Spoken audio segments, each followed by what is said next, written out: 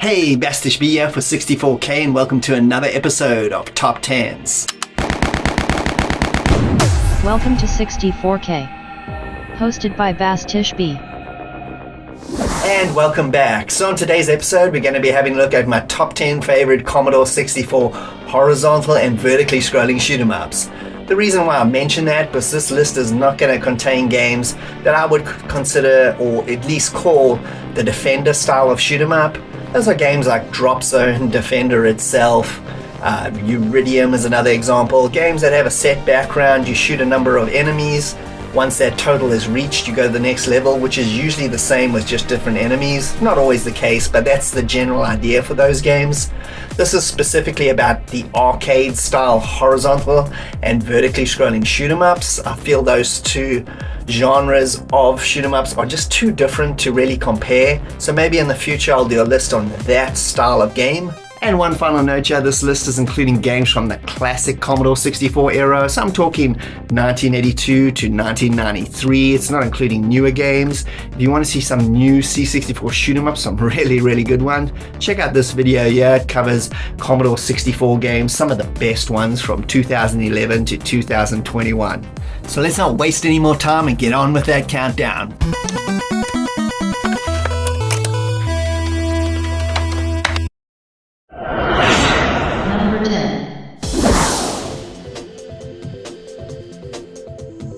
Synapse was released by Xout in 1987 on the Commodore 64.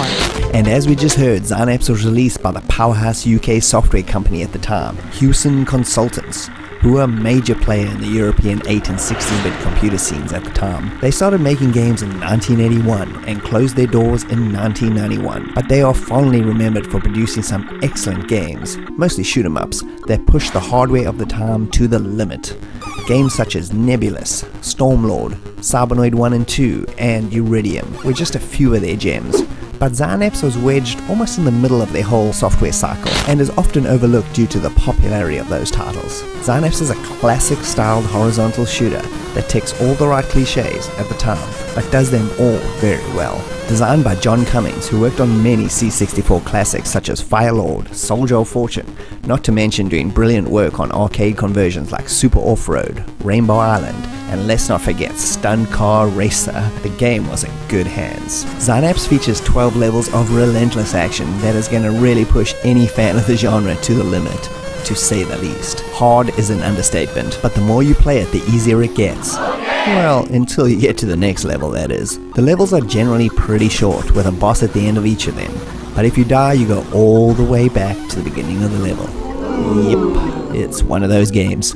So grab your most rubbish controller, because when you die, the odds are you're gonna smash that bastard up. The weapon system in the game is pretty cool. Collect the disc things to keep upgrading your ship's power or speed, but if you hold down the fire button while collecting them, you can switch to new weapon sets, including a guided missile, secondary weapon, or the green disc of death that randomly flies around the screen killing everything. Another cool thing about the game is that your ship actually has weight and inertia in space, and it affects it, so it floats about quite a bit. It feels pretty good after a couple of goes. I really like it. The graphics are nice and cartoony and are animated really well, and the variety in the enemies is quite significant. The levels look good too, although after about level 7 or so they all tend to look the same. The sound effects are really well done and have this nice chunky sound to them and makes it really satisfying when blowing things away. This game is also available on the C64 Mini with a whole bunch of other really cool Xout titles, so checking it out this way is probably the simplest if you haven't got an old 64 lying about. The Zap 64 magazine at the time gave this thing a whopping 90% in 1987, and although I like it, I think that's a bit much. Having said that, I'd still recommend giving this cool 80s shoot 'em up a try, especially if you've never played it before. Number 9. Swee was released in 1991 by Sales Curve on the Commodore 64. It was a vertically scrolling shoot 'em up that is often called the sequel to the arcade game Silkworm, but it's actually not. It's simply an homage, as Sales Curve did the home computer ports of Silkworm a few years earlier, and they decided to do a shooter in the same vein with a jeep and a helicopter combination gameplay mechanic. In single player, choose either one or the other, but in two player, go on a massive shooting destruction spree with your friend. It featured really good good metallic style graphics, big chunky bosses, and great sound effects, with a pretty familiar title tune by Martin Walker. It still ranks as one of my favorite vertically scrolling shoot-em-ups on the C64. It reminds me a lot of the classic arcade game Tiger Heli, but the two-player mode is really where this game shines. It's great and chaotic, and is one of its biggest draws. If you can play it that way, please do. Overall though, a fantastic shoot-em-up. Number 8. Salamander was released by Imagine in 1988 based on the Konami arcade game. It was a shoot-em-up that flipped between horizontal and vertical action, and was the sequel to Nemesis, better known as Gradius, which was also released on the C64 in 1986. This was another brilliant arcade conversion by Imagine, with the game being developed by Peter Barron and Bob Stevenson, who would both go on to make System 3's classic Myth history in the making. This game just shows once again that with talented people at the helm, even an arcade that was well beyond the C64's abilities could be pulled off with spectacular results. Its beautiful detailed graphics and a great Mark Cooksey soundtrack make this a combination of classic arcade conversion and an excellent shoot 'em up that all C64 owners should play.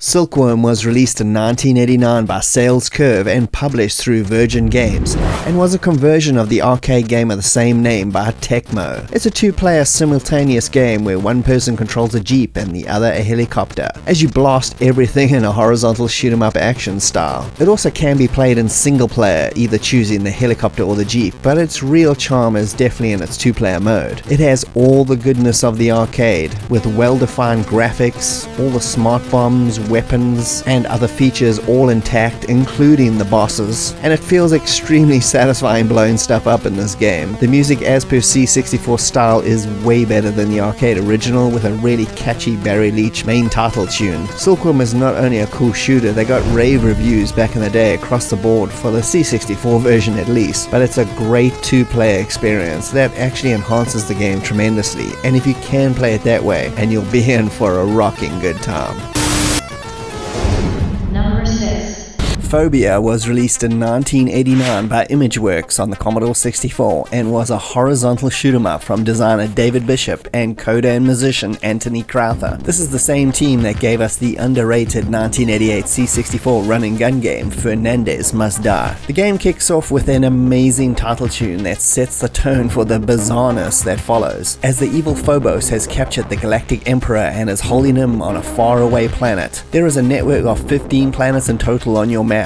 You can choose your path to the final one, the Sun, where he is there to be rescued. Unlike most shooters, you have a secondary mission as well, where you need to collect 9 pieces of a heat shield needed to get to the last planet, which is the Sun itself. These can be found randomly in 9 of the 15 planets. Plus you have to take out the planet completely, from orbit to the ground, and finally make your escape and take out the boss. It's a lot different than most generic shooters. Graphically, Phobia looks like no other C64 game, using a really impressive color palette and mixing regular and high-res graphics together for a visual feast, all helped by the fact that each planet represents a human phobia to try to dissuade anyone from getting all the way to the Emperor. The themes play into the look and style of the enemies and give the game a massive amount of diversity. A fear of spiders, water, death, and so much more give each planet its own theme and boss. The shoot-em-up action is pretty standard for the most part. Pick up power-ups to speed up your ship or your rate of fire. You can also split your ship into 2 for double the firepower, and the game also sports an excellent 2-player simultaneous mode as well. Taking out the planets in systematic style is very addictive.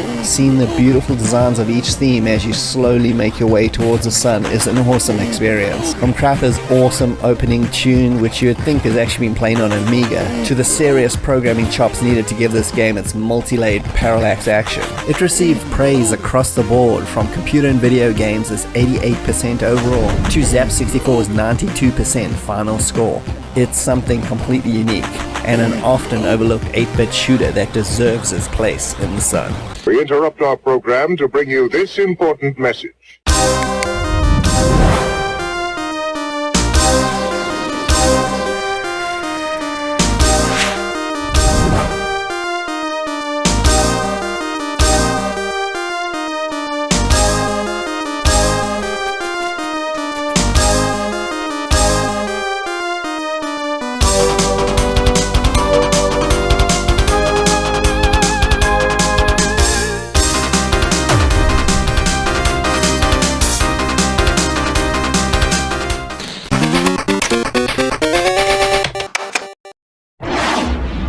Number 5.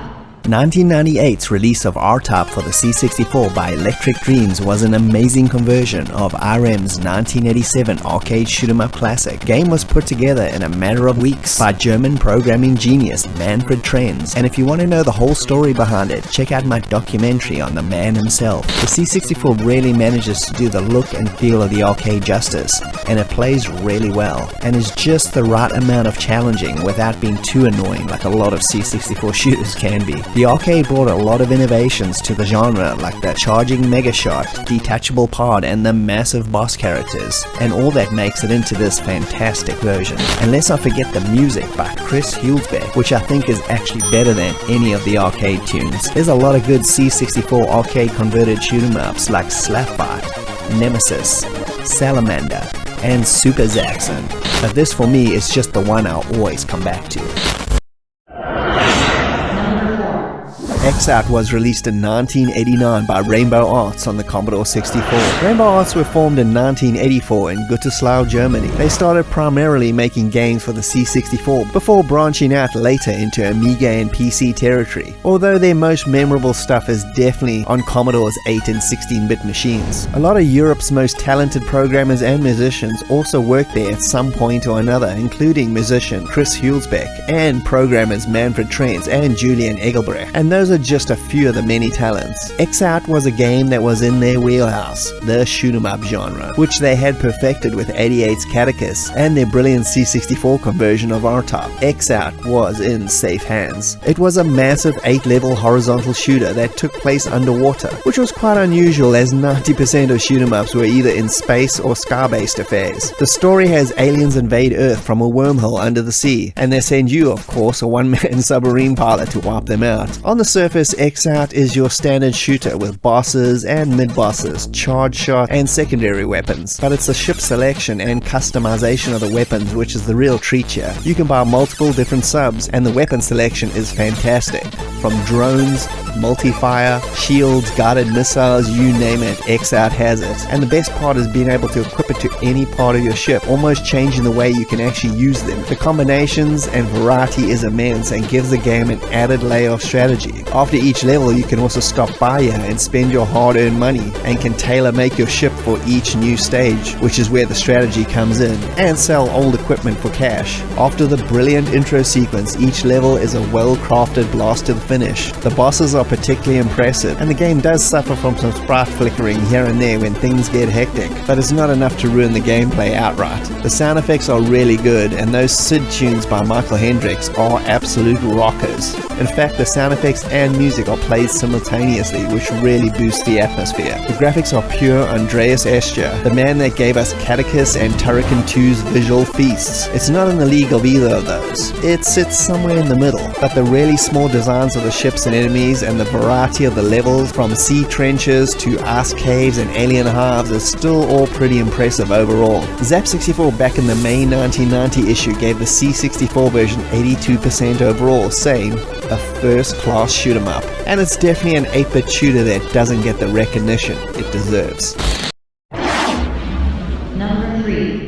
Enforcer Full Metal Mega Blaster burst onto the Commodore 64 scene very late into its life cycle in 1992 and was released by CP Verlag. The game turned out to be a real showcase on the abilities of the system in terms of graphics and on-screen action. Programmed by Manfred Trenz of Turrican fame, this would be his Commodore 64 opus, and boy did he throw everything at it. As a game, it's your typical horizontal scrolling shoot-'em-up that at times feels like you are playing a Japanese bullet hell game with the amount of on-screen action. There are 6 levels to fight your way through, with massive bosses to take out at the end of each one. As per usual, upgrading your ship is accomplished by picking up colored pods which add better firepower and extra drones for more blasting action, with the obligatory smart bomb for the truly chaotic moments. For an 8-bit shooter, it's relatively easy with generous amounts of upgrades thrown at you and the ability to pick them up afterwards if you die, so you're never really left with nothing, which makes it a great entry-level C64 shoot-'em up. The graphics are amazing amazing with all the multi-scrolling massive sprites and bosses, and the sheer variety of the look of the levels make this a top-notch visual feast. The game is essentially an expanded version of the shoot-'em-up sections of Turrican 2 but upgraded dramatically. The music is excellent from start to finish and is in my opinion Marcus Seabolt's finest SID work on the C64. That opening tune alone is hard to forget. The combination of its fast and smooth gameplay, fantastic graphics and rocking music make Enforcer one of the best examples of the genre on the C64. Check it out.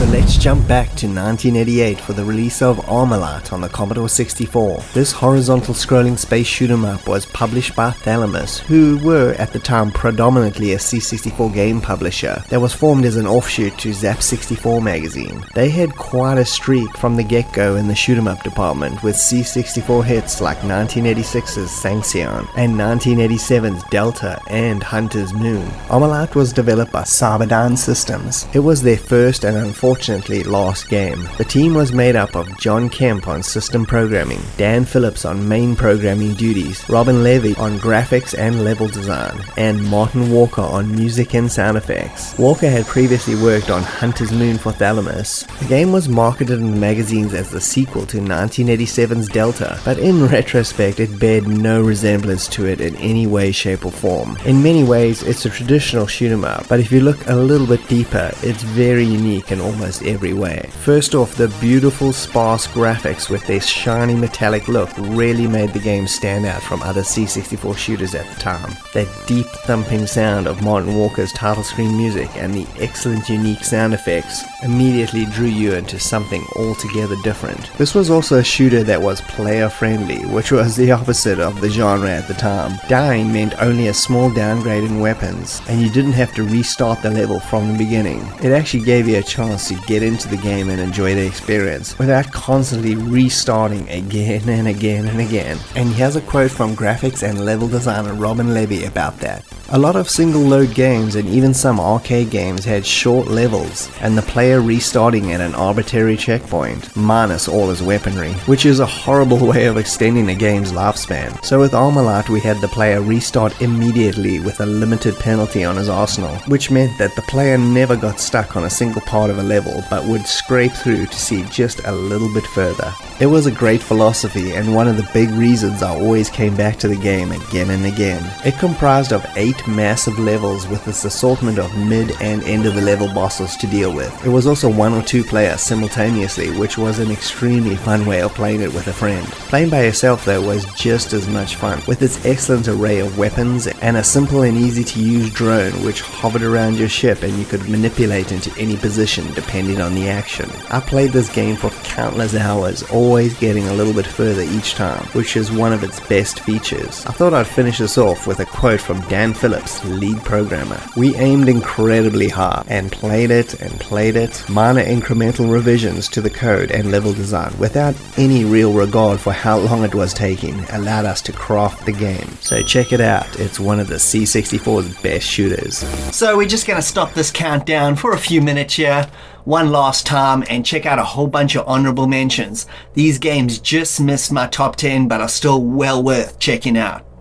The honorable mentions kick off with 2 shooters, one from Psygnosis and one from Cyclops, both conversions of Amiga games with Blood Money and Menace, both decent ports, although Blood Money is the way better option with its multi-directional gameplay, better music, shop upgrades. It's pretty good, with Menace coming off a bit bland with backgrounds that repeat way too much and long gaps in gameplay. But if you're a huge shoot 'em up fan on the C64, both are worth a look, but Blood Money is still the vastly superior game. Nemesis, or Gradius as it's also known, got the C64 conversion treatment as well. Unfortunately, it's kind of a big old mixed bag.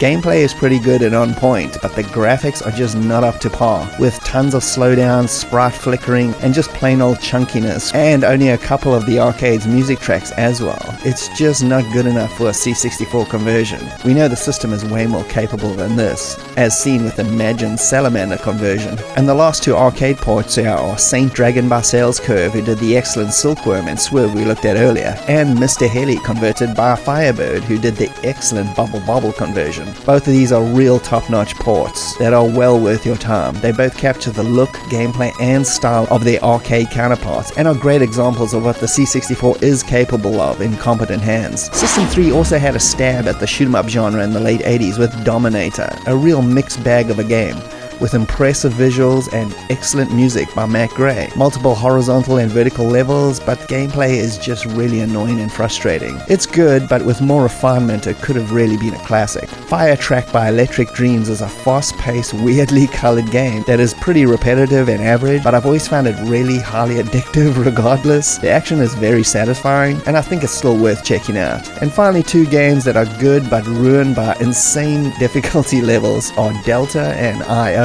Both visually awesome with rocking music, but are so frustratingly hard you'll probably give up after level 1. If you do have some sort of mad unholy skills, then these might be the games of your choice. We interrupt our program to bring you this important message.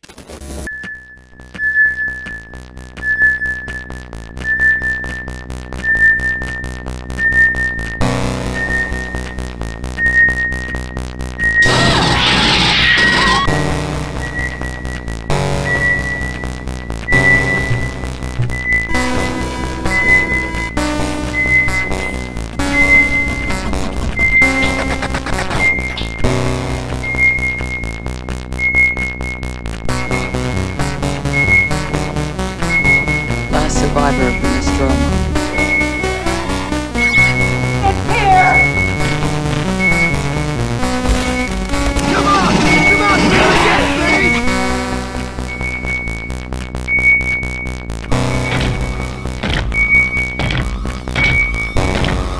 it, Get away from her, you... And now it's time for my number 1 game.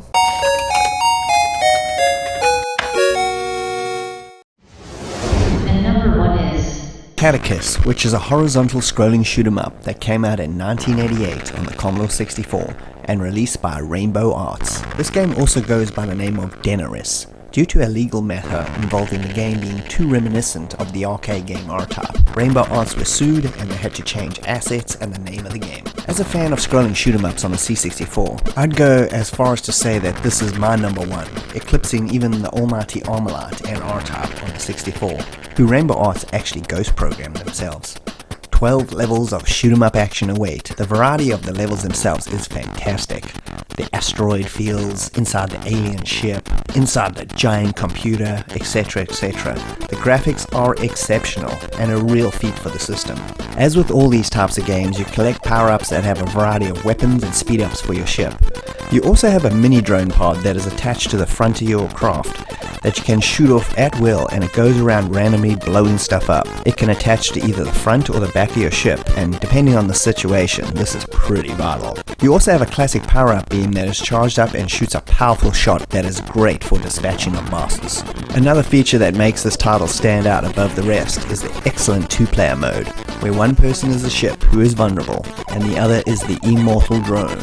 And working together in a combination is pure gaming bliss. Music is also by Chris Hulsbeck, a legend in the Commodore 64 music department. Some of his other soundtracks include The Great Gianna Sisters and Danger Freak. This is the definitive Commodore 64 shooter in my opinion, and is a must-play for fans of the genre.